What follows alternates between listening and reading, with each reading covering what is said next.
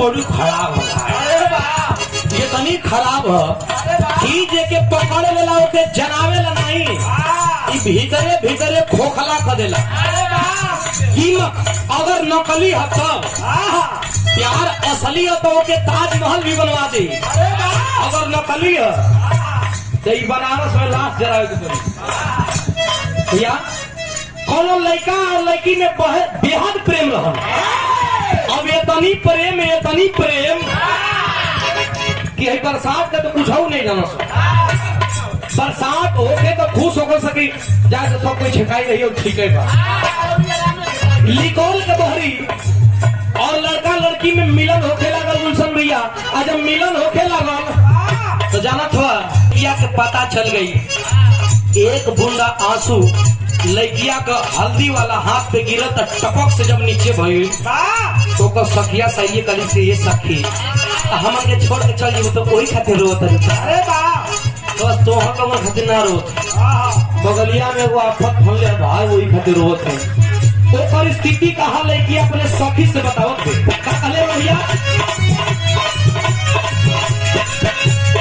कहे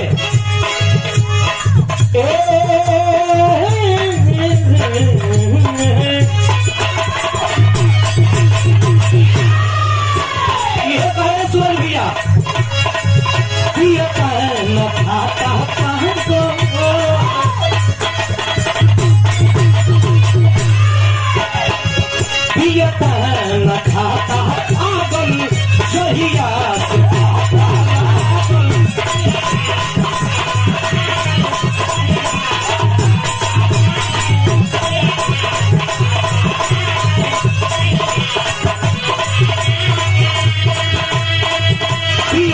न खाता आगल जहिया से खाता लागल है जब बारी छोड़ो और जनुआ ने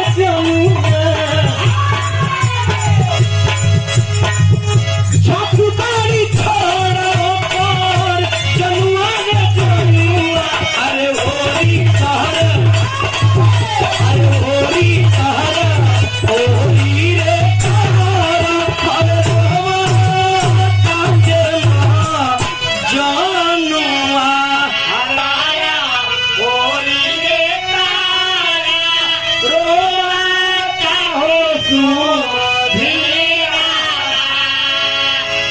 भाई हम रोई